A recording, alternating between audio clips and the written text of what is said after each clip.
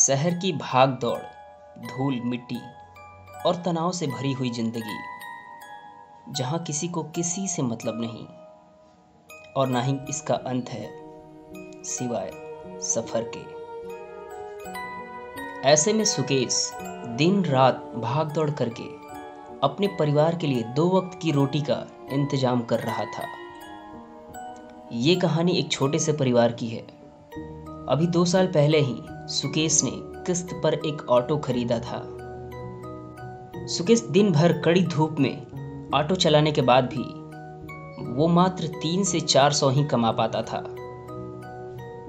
जिसमें उसके बच्चे का स्कूल फी, राशन और ज़रूरत की चीज़ें भी मैनेज करना पड़ता था।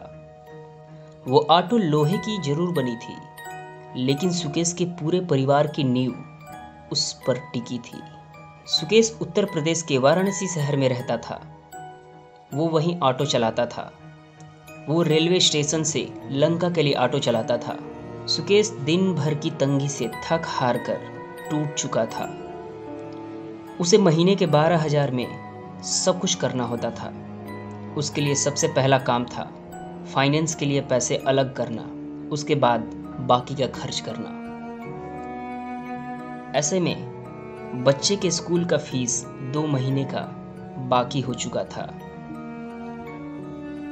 जिसके कारण स्कूल वाले उसके बेटे को स्कूल से निकालने की बातें कर रहे थे। ये सारी बातें सुकेश रात में अपनी बालकनी में बैठकर सोच रहा था कि अचानक सुकेश की पत्नी उसके पास आई और बोली, इतनी रात को यहाँ अकेले बैठकर क्या कर रहे हो और क्या सोच रहे हो? सुकेश बहाना करते हुए कहा, कुछ नहीं, बस नींद नहीं आ रही थी तो सोचा यहाँ बैठकर थोड़ा हवा खा लूँ। सुकेश की पत्नी सुधा ने कहा, देखो झूठ मत बोलो, तुम परेशान हो, साफ साफ दिख रहा है। क्या बात है बताओ। सुकेश और सुधा वहीं बैठकर बातें करने लगे। सुकेश ने सारी प्रॉब्लम्स सुधा को बताई। कुछ देर तक वे दोनों अपना सुख दुख बांटते रहे। सुधा ने कहा, अगर तुम कहो तो मैं घर पर ही सिलाई कढ़ाई का काम शुरू कर दूं। सुकेश ने कहा, हाँ ये अच्छी बात है, इससे थोड़ी बहुत मदद हो जाएगी, लेकिन इतना काफ़ी नहीं है, मुझे और भी कुछ करना पड़ेगा। अब सुकेश ओवर टाइम ड्यूटी करने लगा। अब वो दिन के अलावा रात में भी ऑटो चलाने लगा। हालांकि शुरू में सुकेश को बहुत दिक्कत हो रही थी, लेकिन धीरे धीरे उसे आदत हो गई। अब उसे घर आने में कभी रात के 12 बज जाते तो कभी रात के 2 बज जाते थे। एक समय की बात है, ठंड का मौसम था, घना कोहरा छाया हुआ था। वो डेली की तरह रात के 12 बजे अंतिम सवारी को कैंट रेलवे स्टेशन छोड़ के वापस घर के लिए आ रहा था। वो जैसे ही कैंट रेलवे स्टेशन के फ्लाईओवर के पास पहुंचा कि अचानक उसके ऑटो के सामने कोई आ गया और उसे अचानक ब्रेक लगाना पड़ा। सुकेश को बहुत तेज गुस्सा आया। उसने कहा, मरना है क्या? सुकेश ने देखा एक 25 साल का लड़का हाथ में बैग लिए हुए खड़ा था और चश्मा पहने हुए था। वो सुकेश से कहा, भैया मुझे लंका छोड़ दो, मेरा कल एग्ज़ाम है और मैं बहुत दूर से आया हूँ। सुकेश ने कहा, हाँ ठीक है, बैठ जाओ, मैं उसी तरफ जा रहा हूँ, पर किराया 30 रुपये लगेगा। इतना कहते ही वो ऑटो में बैठ गया। अब रात के 12:15 हो चुके थे। सुकेश अब ऑटो लेकर लंका की तरफ आने लगा।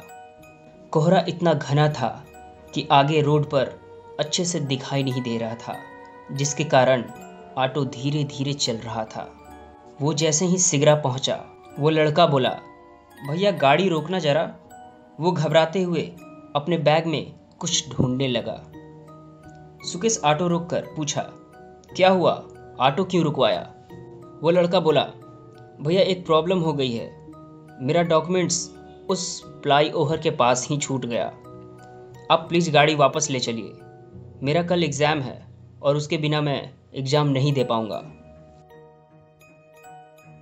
सुकेश ने उसकी परेशानी को समझकर गाड़ी टर्न कर ली और अब वो वापस कैंट फ्लाईओवर की तरफ जाने लगा। अभी कुछ दूर चला ही था कि अचानक सुकेश ने पूछा, वैसे कहाँ के रहने वाले हो तुम?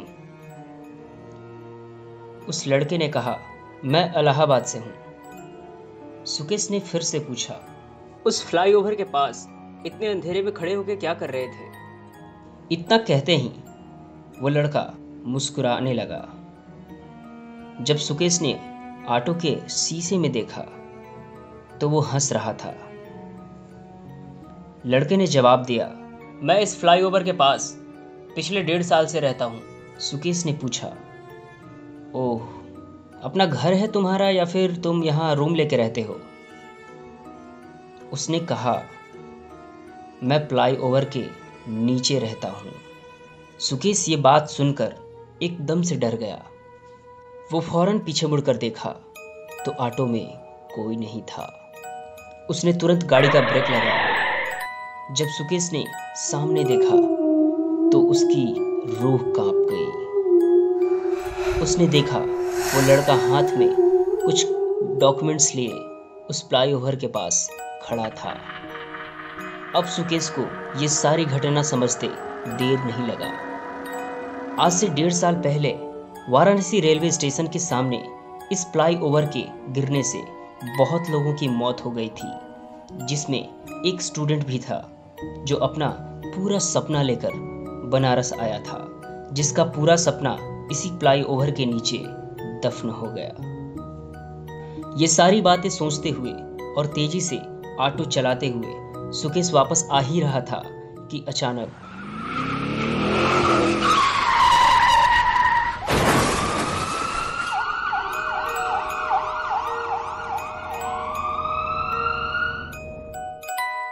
आपको ये स्टोरी कैसी लगी हमें कमेंट करके ज़रूर बताएं।